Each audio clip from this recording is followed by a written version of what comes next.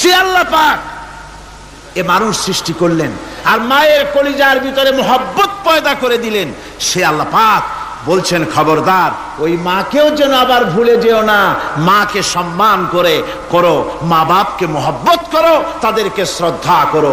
বউ পাইয়া সুন্দরী স্ত্রী পেয়ে মায়ের কথা ভুলে যেও না। অনেক সাহেব আছে মায়ের কথা ভুলে যায়, স্ত্রীর কথা অনুযায়ী মায়ের উপরে অত্যাচার করে, এরকমও বহুত আছে।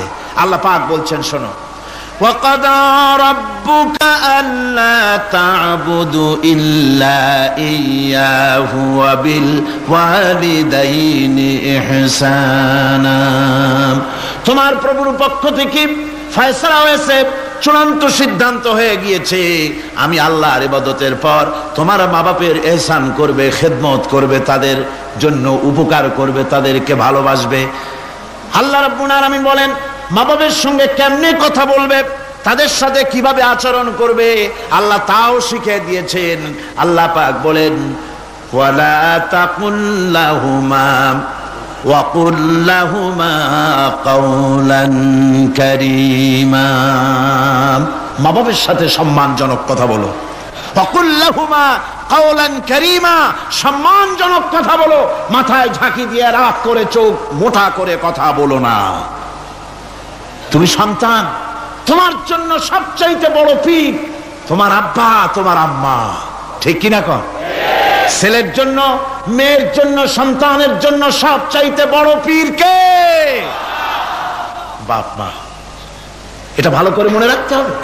আপনার মাওলানা সাহেবদের দোয়া, পীর সাহেবদের দোয়া কবুল হতেও পারে, নাও হতে পারে, 50-50 সম্ভাবনাও আছে, আবার সম্ভাবনা নাই।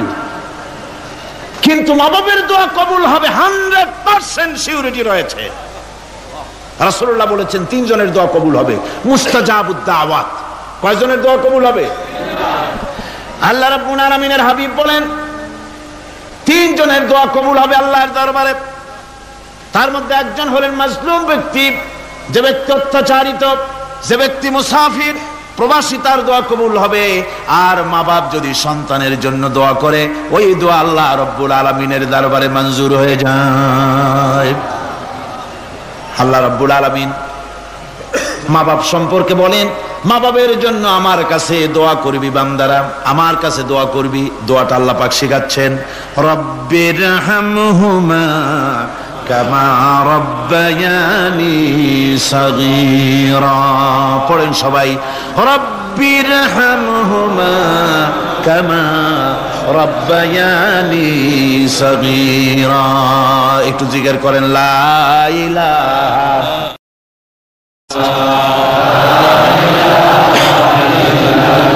লা ইলাহা ইল্লাল্লাহ, লা ইলাহা ইল্লাল্লাহ, লা ইলাহা ইল্লাল্লাহ, লা ইলাহা ইল্লাল্লাহ মুহাম্মাদুর রাসূলুল্লাহ। আমার ভাইরা, আল্লাহ পাক শিখাচ্ছেন, বান্দা তোর মা বাপের জন্য আমার কাছে দোয়া কর। আল্লাহ রব, আয় আমার প্রভু, আমার মা বাপ যেমন ছোটবেলায় আমাকে স্নেহের কোলে লালন পালন করেছে, আয় আমার আল্লাহ তুমি আমার মা বাপকে তোমার রহমতের কোলে লালন পালন করো। আল্লাহ শিখাই দিয়েছেন। আমার ভাইরা, প্রত্যেক নামাজের পরে এই দোয়াটা ভুলে যাবেন না। ভুলে যাবেন? ভুলে যাবেন? আমার ভাইরা, আমার বোনেরা, সবাই প্রত্যেক নামাজের পরে পড়বেন, রব্বির হামহুমা কামা রব্বায়ানি সাগীরা। এই দোয়া করতে কেউ ভুলে যাবেন না। আল্লাহ রাব্বুল আলামিন বলে, বান্দারে ওয়াসাইনাল ইনসানা বিওয়ালিদাইহি ইহসানা হামালাতুহু উম্মুহু কুরহা ওয়া ওয়াদাতুহু কুরহা।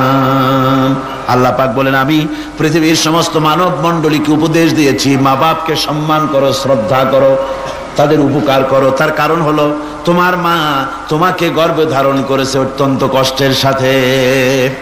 আল্লাহ বলতেছেন, মা তোমাকে গর্ভ ধারণ করেছে অত্যন্ত কষ্টের সাথে, এরপরে তোমাকে ডেলিভারি করেছেন অত্যন্ত কষ্টের সাথে, তোমাকে ডেলিভারি করেছেন। গভীর রাত্রে মানুষ সব ঘুমায় যায়, গর্ভবতী মা ঘুমাতে পারে না সন্তান পেটের ভিতরে, হাঁটু দিয়া গুতা মেরেছে, পা দিয়া লাথি মেরেছে। মা চরম শীতের রাত্রে, প্রচন্ড শীতের রাতে গায়ের লেপটা সরায় দিয়া মা একবার দাঁড়ায় আর একবার বসে, একবার দেওয়ালের সাথে হেলান দিয়া দাঁড়ায়, কষ্ট করে রাতটারে কাটায় দেয়। আবার সারাদিন সংসারের জন্য কাজ করেছেন, রান্না বান্না করেছেন মা, সকলকে খাওয়াইয়া মা শেষের দিকে খেতে গেছেন। যখন নিজে খেতে গেলেন, খাবারের ক্ষুধাত নিয়ে পেট ক্ষুধা নিয়ে খেতে বসেছেন, পেটের ভিতরে সন্তান লাথি মেরেছে, পেটের মধ্যে ঘুষা মেরেছে, হাঁটু দিয়া গুতা মেরেছে, ভরা পেটে, পেটের ভিতরে সন্তান গুতা মারলো হাঁটু দিয়া, মাথা দিয়া। মা ক্ষুধা রয়েছে পেটে, খেতে পারলেন না, বেদনা শুরু হয়েছে। খাবারের থালাটা ঠেলে দিয়ে মা দাঁড়ালেন, বসলেন, চোখের পানি ফেললেন। এভাবে করে মা একটা দুইটা দিন নয়, 10টি মাস পর্যন্ত সন্তানটাকে পেটের মধ্যে নিয়ে, একটা জীবিত মানুষ আর একটা জীবিত সন্তান পেটের মধ্যে নিয়ে নড়াচড়া করছেন, চলাফেরা করছেন। কিতাবের মধ্যে এসেছে রাতের বেলায় মা যে ঘুমাতে পারেন না সন্তানের নড়াচড়ার কারণে, রাতভর ইবাদত করলে যত সওয়াব পাওয়া যেত আল্লাহ ওই সওয়াব মায়ের আমলনামায় লিখে দেন। সন্তান পেটে থাকার কারণে খেতে পারে না, পেট ভরে ক্ষুধায় কষ্ট পায় মা, এই জন্যে 10 মাস ধরে রোজা রাখলে যে সওয়াব হতো আল্লাহ রাব্বুল আলামিন মায়ের আমলনামায় রোজার সওয়াব লিখে দেন। 10 মাস পুরে গেল, সন্তান ডেলিভারির সময় চলে এলো। মায়ের মন বিমর্ষ, সন্তান ডেলিভারি হবে, না জানি মরে যাই নাকি, না জানি অপারেশন লাগে নাকি, কি অবস্থা হবে। মা খেতে পারে না, মুখটা শুকায়া যায়। ডেলিভারির সময় যখন আসে, মা বাবার কাছ থেকে বিদায় নিয়ে যায়, স্বামীকে একান্তে গোপনে ডেকে নিয়ে বলে, প্রাণের স্বামী, দীর্ঘদিন একসঙ্গে ঘর কন্যা করেছি, অপরাধ হয়ে যেতে পারে, আমারে মাফ করে দিও। আমার মনে হয় এবার আমি আর বাঁচবো না। সংসার থাকলো, চাবি থাকলো, সব বুঝে নাও, আমারে মাফ করে দিও। মা চলে গেল সতিকা গৃহে, ক্লিনিকে চলে গেল, অপারেশন থিয়েটারে চলে গেল, অথবা ডেলিভারির জায়গায় চলে গেল। ডেলিভারি পেইন শুরু হয়ে গেল, বেদনা শুরু হয়ে গেল। এক একটা বেদনা যেন মায়ের এক একটা মৃত্যু যন্ত্রণা শুরু হয়ে যায়।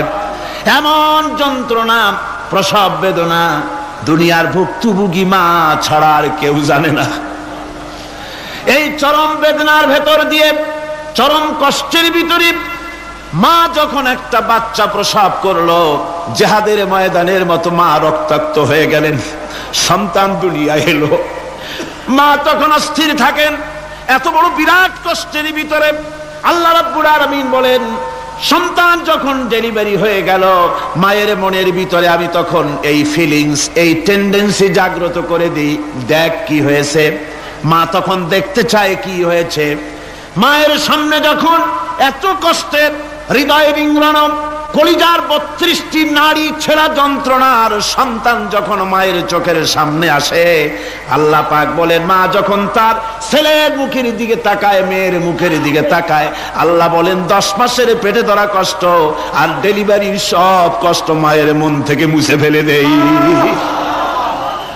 আল্লাহ রাব্বুল আলামিন বলেন, খবরদার দুনিয়ার মানুষ, এমন মায়ের সাথে নাফরমানি করবি না, এ মায়ের সাথে নাফরমানি করবি না, মাকে সম্মান করবি, মার কাছে দোয়া চাবি। দুনিয়ায় যদি সম্মান চাও, রিজেক্ট চাও, মায়ের পায়ে ধরে কাঁদো। মায়ের জাতি অনেক সম্মান তার। রাসূল করিম সাল্লাল্লাহু আলাইহি সাল্লামকে প্রশ্ন করা হয়েছে, হুজুর খেদমত করব কার? হুজুর কয় মায়ের। তারপরে কার? হুজুর কয় মায়ের। তারপরে কার? হুজুর বলেন মায়ের। তারপরে কার? তোমার পিতার। 3 গুণ, তোর মায়ের মর্যাদা 3 গুণ বেশি, তোর বাপের চাইতে মর্যাদা বেশি। সুবহানাল্লাহ পড়ে। আর আজকে ইসলামের শত্রুরা তারা বলে যে ইসলাম নারীর অধিকার আদায় করে নাই। নারীর অধিকার ইসলাম দেয় নাই তো কে দিয়েছে? আমার বন্ধুগণ, বিশ্বনবী জনাব মুহাম্মদ রাসূলুল্লাহ সাল্লাল্লাহু আলাইহি ওয়াসাল্লাম মসজিদে নববীর ভিতরে বসে আছেন। এক বৃদ্ধা মহিলা মসজিদের মধ্যে প্রবেশ করলেন। হুজুর বৃদ্ধাকে দেখে দাঁড়ায় গেলেন, বিশ্ব নবী বুড়ি মেয়ে লোককে দেখে দাঁড়ায় গেলেন। আল্লাহর নবী বুড়িকে দেখে দাঁড়ালেন।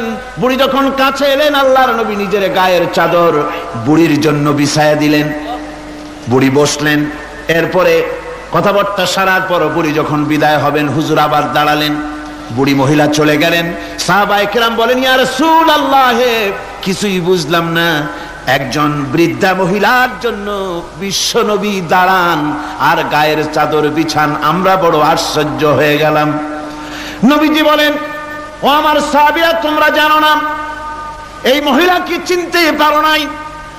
আমি আমার মায়ের দুধ আমার জীবনে কিসমতে তেমন হয় নাই। আমি আমার মায়ের দুধ তেমন কিসমতে পাই নাই। যার বুকে দুধ খেয়ে, যার কোলে কাখে চড়ে আমি বড় হয়েছি, আমার সেই দুধ মা, ইনি হযরতে হালিমাতুস সাদিয়া, আমার সেই দুধ মা। রাসূলুল্লাহ নিজে সম্মান দিয়েছেন মায়ের। খবরদার, মাকে অসম্মান করবেন না, মাকে সম্মান করবেন, মাকে শ্রদ্ধা করবেন। আমার বন্ধুগণ, আলেম ওলামা পীর বুজুর্গদের জন্য হাদিয়া তো দেন আপনারা, কোনো নিষেধ নাই, দেন। হাদিয়া দেওয়াও সুন্নত, নেওয়াও সুন্নত, দিবেন, আমি কোনো নিষেধ করি না। কিন্তু আমি বলতে চাই, পীর বুজুর্গদের কাছে, আলেম ওলামাদের কাছে হাদিয়া দিয়া আল্লাহরে যত না খুশি করতে পারবেন, এই ডালিম বেদানার মৌসুমে বেদানা একটা ভেঙে নিজ হাতে যদি মায়ের মুখে তুলে দেন, আল্লাহর আরশ খুশি হয়ে যাবে, আল্লাহর আরশ আজিম খুশি হয়ে যাবে, আল্লাহ পাক খুশি হয়ে যাবেন। মায়ের খাওয়াও, বাপকে খাওয়াও, তোমার সবচেয়ে বড় পীর তিনি। সুবহানাল্লাহ পড়ে, সুবহানাল্লাহ। মা বাপ যদি একটু দোয়া করে দেয়, তোমার জিন্দেগির কাম শেষ। একটু বদ দোয়া করলে জাহান্নামে যাবা।